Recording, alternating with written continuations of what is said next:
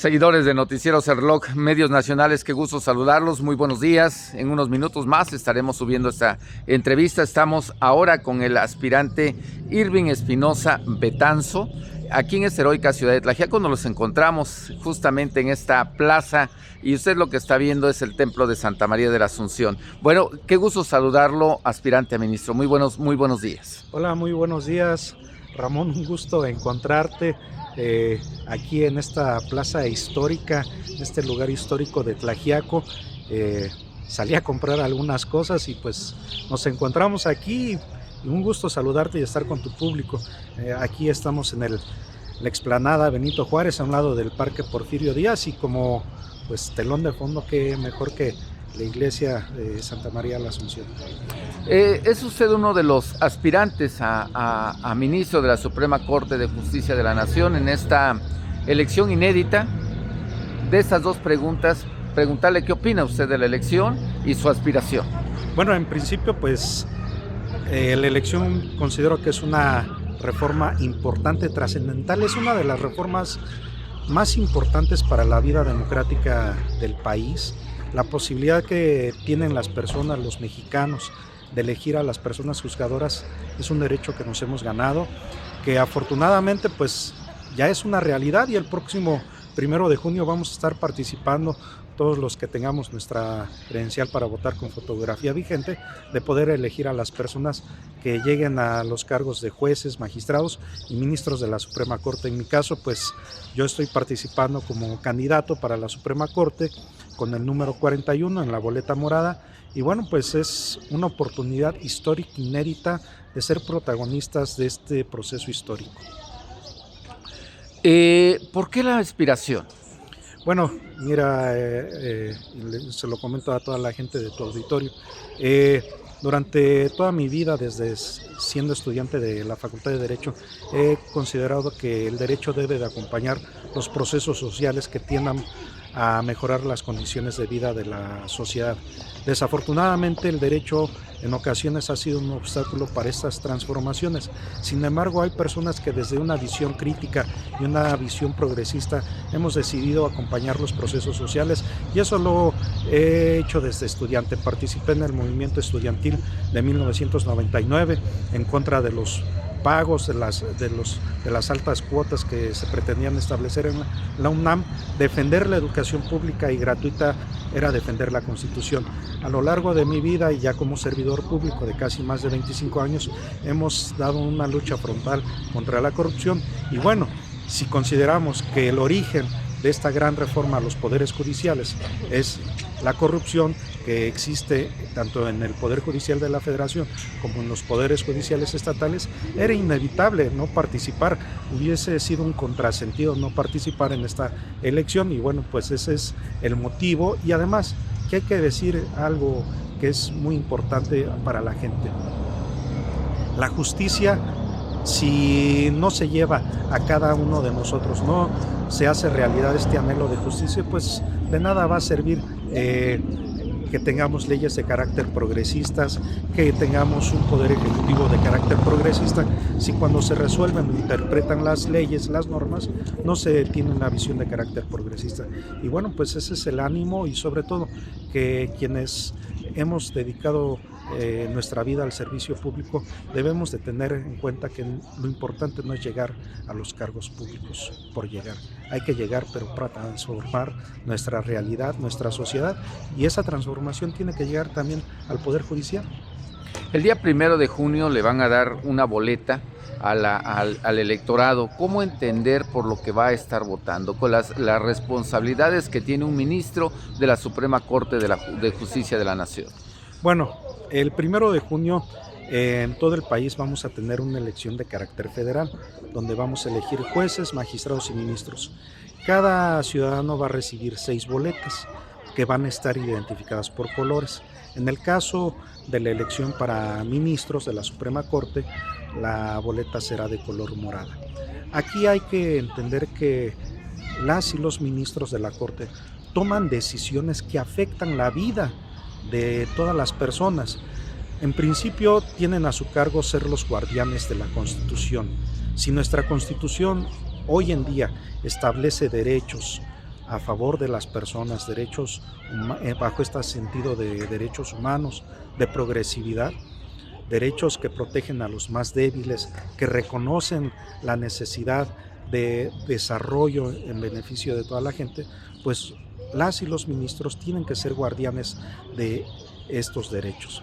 Es importante entender que las decisiones que toman las ministras y los ministros de la Corte afectan la vida de todas las mexicanas y de todos los mexicanos, y por eso es importante que sepamos, primero, quiénes son las y los candidatos.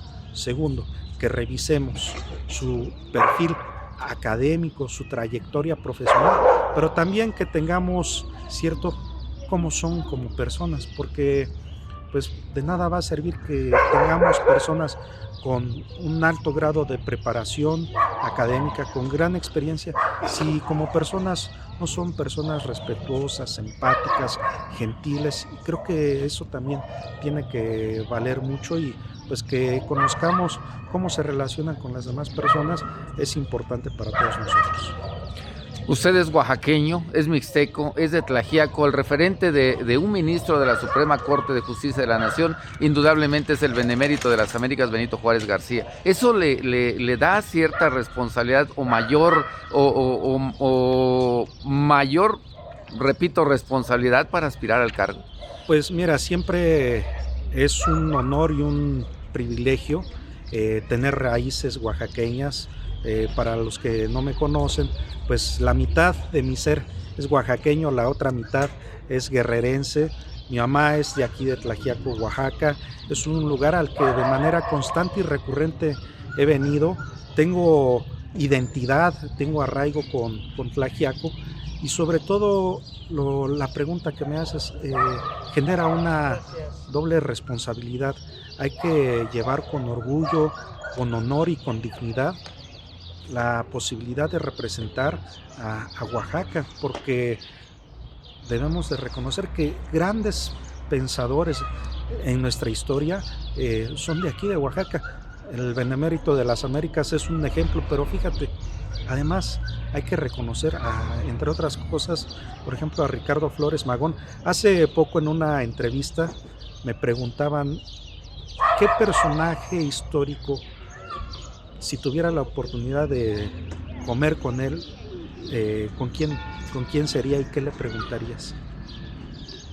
Y bueno, hay varios personajes, y yo respondí que me gustaría haber conocido a Ricardo Flores Magón, y sobre todo porque él es un ejemplo de congruencia en su vida. Incluso pues hasta el día de su muerte pues fue congruente con ello mismo. Al terminar la plática de esta entrevista, más bien yo le hice la pregunta a quien me entrevistaba. Le dije, oiga, ¿y normalmente quién dicen que quisieran conocer? Le digo, yo supongo que Benito Juárez. Claro, dentro de mi idea pues dije, pues seguramente muchos habrán respondido Benito Juárez. Me dijeron, eres la primera persona que me dice que le hubiera gustado conocer a Ricardo Flores Magón.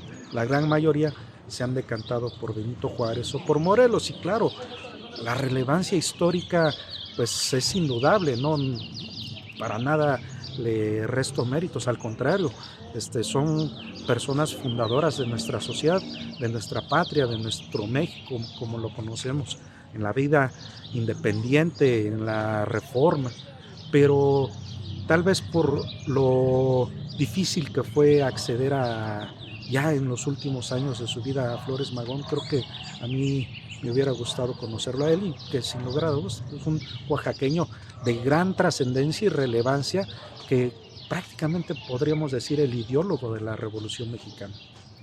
Tiene usted, leyendo su currículum, una gran trayectoria en la carrera judicial. Actualmente es usted ministro anticorrupción en la Ciudad de México, magistrado, perdón, anticorrupción en la Ciudad de México. Uno de los grandes males precisamente de la sociedad mexicana sigue siendo los temas de corrupción. Sí, desafortunadamente hay que decirlo tal cual, la corrupción es un mal que se arraigó durante mucho tiempo y se ha arraigado en nuestra sociedad. La lucha al combate a la corrupción ha sido en los últimos años de manera frontal, de tal suerte que pues se han generado normas en el ámbito legislativo, en el ámbito ejecutivo, ha habido esfuerzos para ir disminuyendo la corrupción. Sin embargo, hay un tema pendiente que es en los órganos jurisdiccionales, el combate a la corrupción no solamente externa que se da en el trabajo que a veces realizan las y los litigantes, sino la corrupción que hay al interior también de los propios órganos jurisdiccionales. Ese es un tema. Y dos, sí, efectivamente, desde hace casi 6 años soy magistrado anticorrupción en la Ciudad de México. Me toca revisar, estudiar y en su caso sancionar a las y los servidores públicos de la sociedad que cometen conductas indebidas, que cometen faltas administrativas. Algunas pueden ser no tan graves, pero hay algunas que son graves y que afectan de manera directa a la sociedad mexicana porque pueden estar vinculados con actos que impliquen un abuso de autoridad, un desvío de recursos públicos, peculado, cohecho, y bueno, pues cuando se cometen este tipo de conductas, pues habrá que sancionarlos, porque no sancionar, a pesar de que esté probado, también implicaría cometer un acto de corrupción, porque pues toda la sociedad estamos interesados en que vivamos en paz, en armonía y sobre todo que las personas servidoras públicas pues se conduzcan pues apegados a la ley.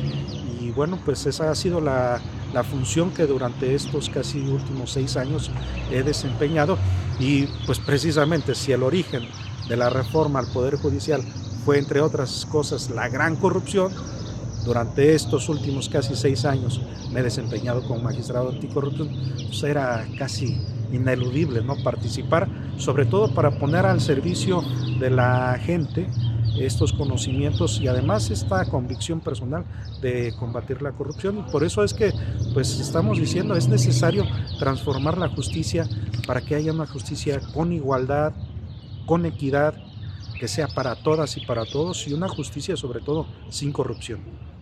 Pues agradeciéndole esta entrevista a Espinosa Betanzo Irving con el número 41, va a usted a aparecer en la boleta. ¿Algo más que nos quiera agregar? Pues solamente invitar a las personas a que salgan a votar este 1 de junio. Es un derecho que nos hemos ganado las y los mexicanos. Desde nuestra perspectiva, este momento histórico que estamos viviendo puede definir la vida democrática de nuestro país. Y bueno, sobre todo invitarlos a que este 1 de junio en la boleta morada marquen el 41 por una justicia sin corrupción. Le agradecemos infinitamente esta entrevista. Denle like a nuestra página, saludamos ahí a todos los que nos ven a través de las redes sociales en todo el estado de Oaxaca, a nivel nacional e incluso en otras partes del mundo. Muy buenas tardes, muy buenos días, buenas tardes.